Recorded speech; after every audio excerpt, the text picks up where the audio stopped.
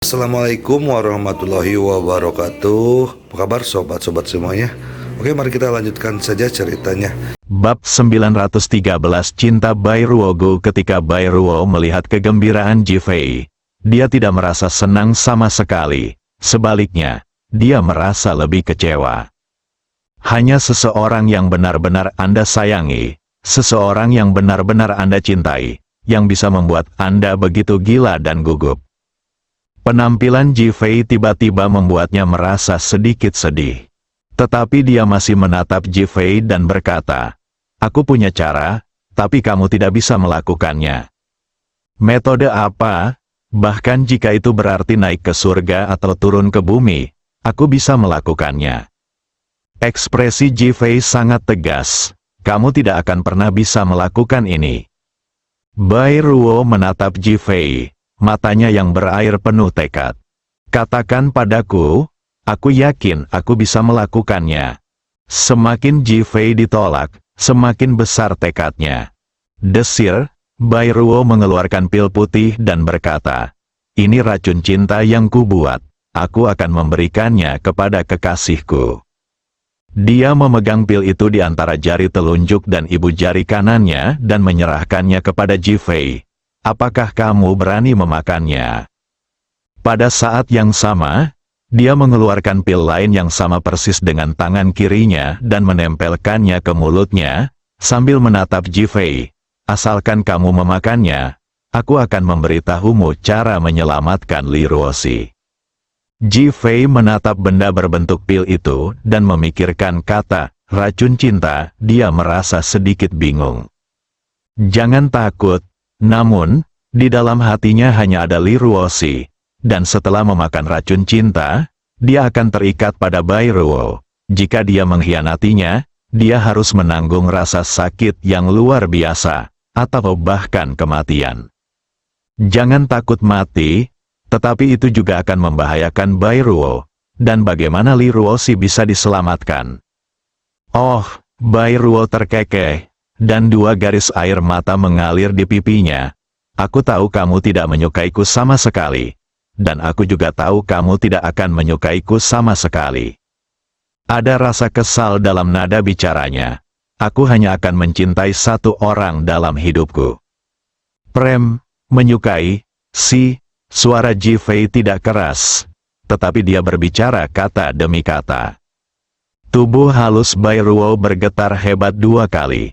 Meski baru hari ini dia dan Ji Fei bertemu, tapi dua perilaku Ji Fei yang ekstrim di rumah Lin tadi membuatnya sadar bahwa Ji Fei adalah lelaki sejati, lelaki yang benar-benar jujur. Jadi, dia juga ingin bertarung untuk pria ini benar-benar racun cinta yang dibesarkannya, dan inilah yang benar-benar ingin diberikannya kepada Ji Fei.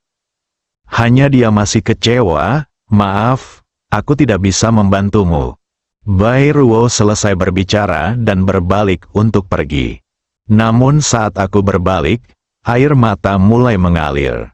Dia, Bai Ruo, bukanlah wanita murahan, cintaku ini untuk kekasihnya.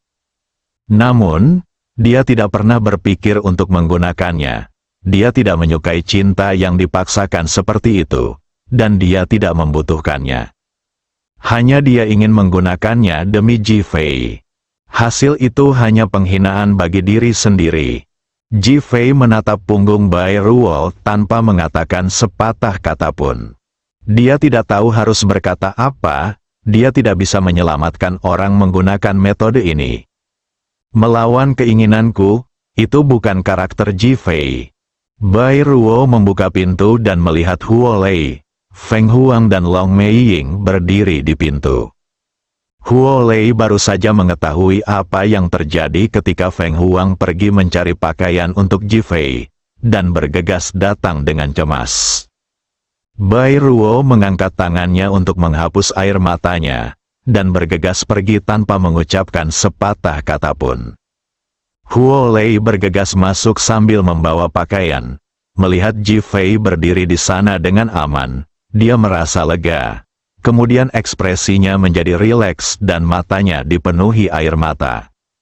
"Apakah kamu baik-baik saja?" Jifei menarik kembali pikirannya dan mengangguk, aku baik-baik saja. Huo Lei menangis terseduh-seduh. Ini semua salahku. Kalau bukan karena aku, Ruosi tidak akan mengalami kecelakaan, dan kamu tidak akan terluka. Jifei sudah kembali tenang saat ini. Tidak peduli seberapa sulitnya baginya, dia harus menyelamatkan Li Ruosi dan membunuh Dewa Gu.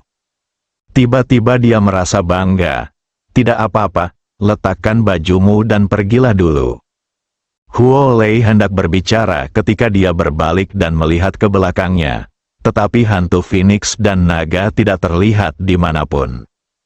Desir, wajah Huo Lei memerah. Dia melirik Jifei diam-diam. Mungkinkah ada sesuatu di bawah selimut? Perlukah aku membantumu memakainya? Wajah Huo Lei merah seolah-olah air hendak menetes. Tetapi dia masih menatap Jifei, mencoba bertahan. Jifei menggelengkan kepalanya. Tidak perlu. Aku baik-baik saja sekarang. Sebelum Huo Lei sempat berbicara, Jifei sudah mengambil pakaiannya. Huo Lei sedikit kecewa. Dia berbalik dan berjalan keluar, merasa sedih. Lobi lantai 2, Phoenix, mengapa kau biarkan aku turun? Long Meiying bertanya dengan bingung. Feng Huang melirik Long Meiying dan berkata, Tuan sedang dalam suasana hati yang buruk sekarang. Bai Ruo baru saja pergi sambil menangis, dan sekarang Huo Lei sudah pergi. Bukankah lebih baik jika dia bisa merasa lebih baik? Apakah Huo Lei sudah pergi? Apakah ada pengaruhnya terhadap suasana hati Tuan? Long Meiying masih bertanya dengan bingung. Phoenix terdiam. Orang-orang di Long Tu benar-benar memiliki hubungan yang berantakan. Long Meiying bahkan lebih merupakan seorang idiot emosional. Karena benar-benar menanyakan pertanyaan seperti itu. Dia tidak bisa menjawab satu pun pertanyaannya. Tepat pada saat itu, Huo Lei turun dengan wajah merah, dan ketika dia melihat kedua orang itu, wajahnya menjadi semakin merah.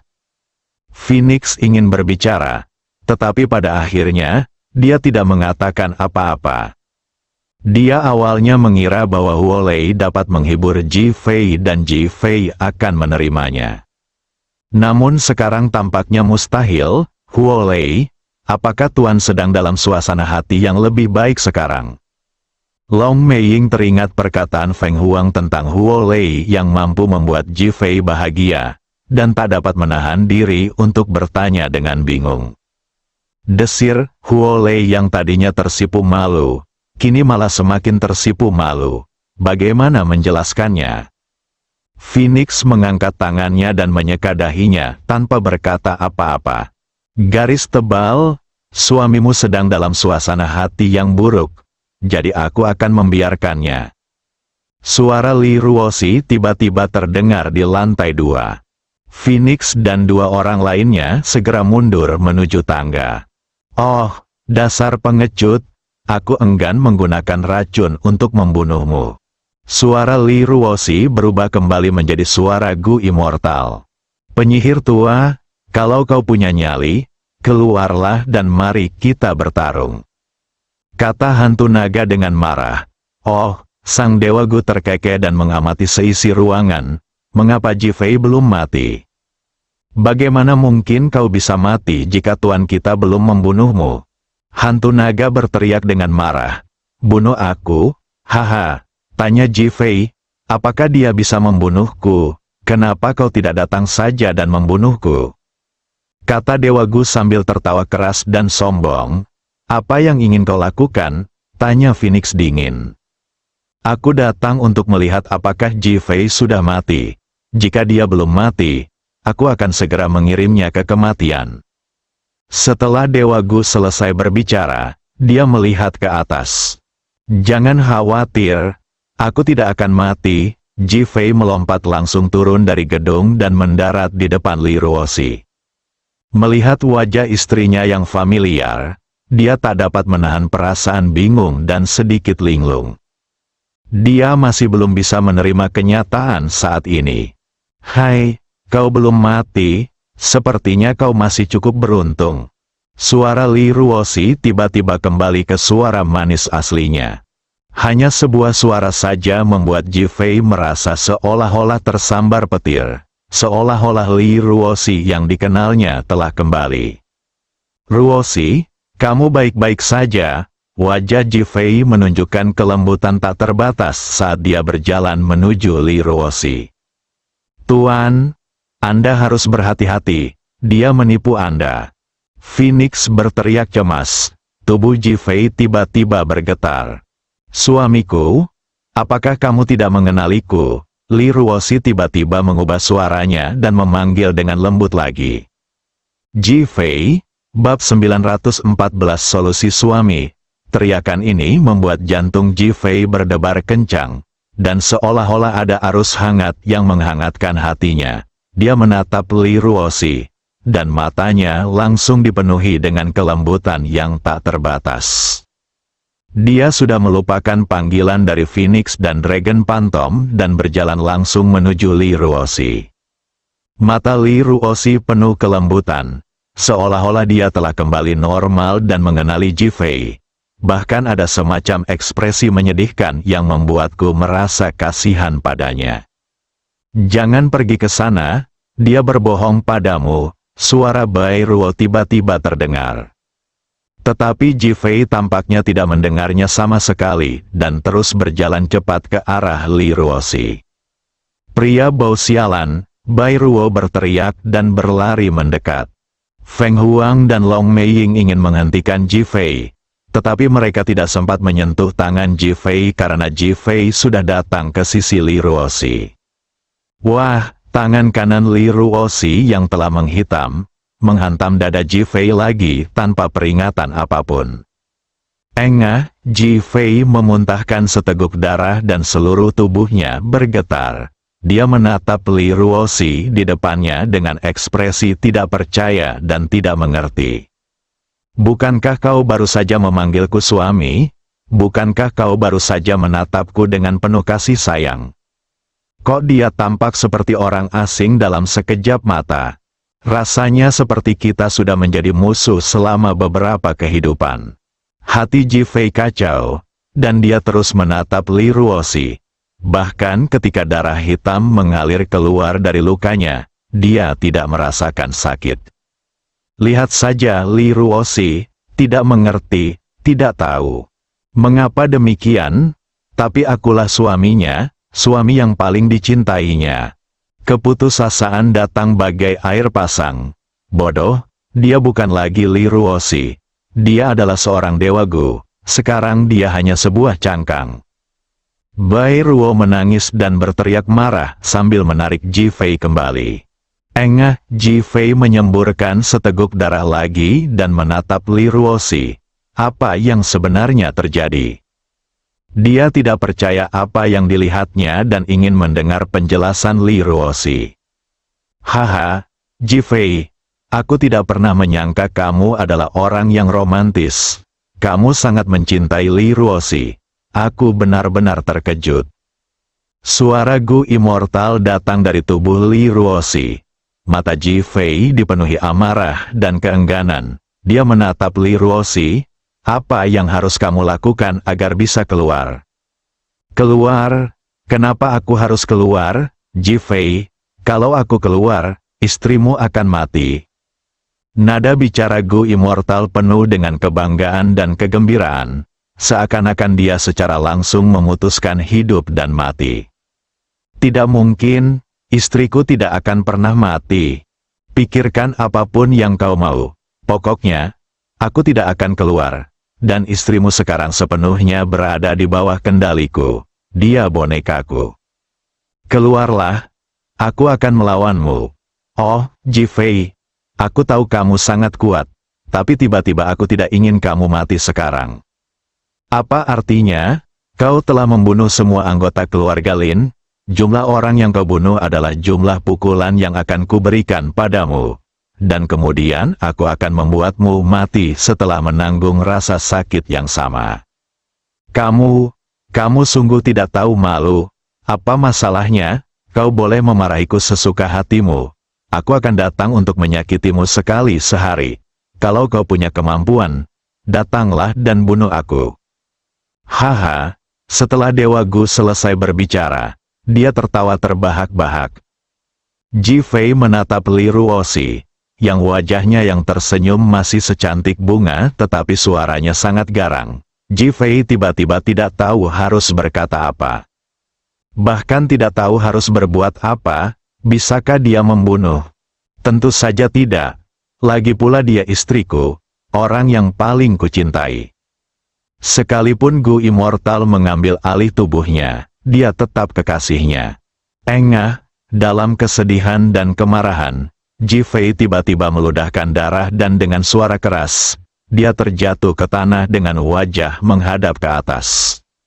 Racun yang dikombinasikan dengan rangsangan mental yang kuat menyebabkan Ji Fei jatuh koma lagi.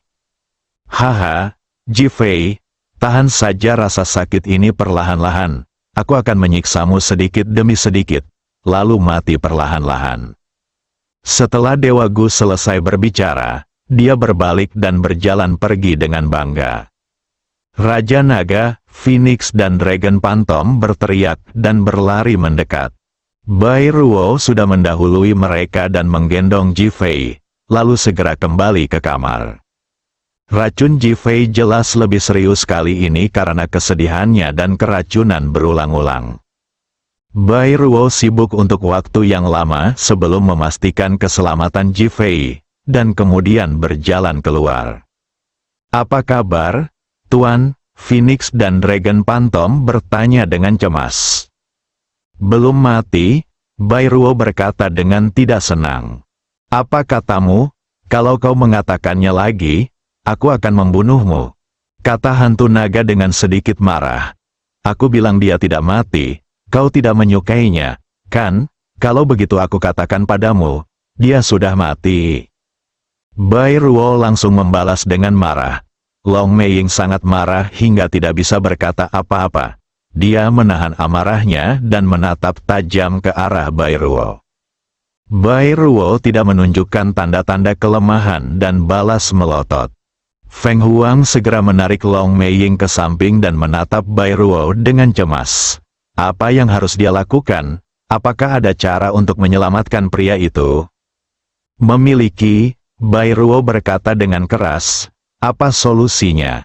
Naga Phantom dan Phoenix bertanya dengan cemas, mata mereka penuh antisipasi. Bunuh Li Ruoxi, dan Ji Fei akan baik-baik saja. Phoenix dan Dragon Phantom langsung terdiam. Metode ini lebih buruk daripada tidak sama sekali. Bunuh Li Ruoxi, maka Ji Fei mungkin memilih untuk mati. Bagaimana ini mungkin? Melihat kedua orang itu tetap diam, Bai Ruo menahan amarahnya dan berkata dengan tak berdaya, jika dia terus seperti ini, dia pasti akan mati dalam waktu 3 kali. Wah, tinju Long Meiying menghantam pilar rumah panggung dengan keras, dan kemarahan tak berujung muncul di wajahnya. Ini semua salahku. Long Meiying meraung dan berlari keluar. 3 wanita yang tersisa adalah Bai Ruo, Feng Huang dan Huo Lei. Bai Ruo memandang Feng Huang dan Huo Lei. Sebenarnya, ada cara lain. Apa solusinya? Phoenix dan Holly bertanya serempak.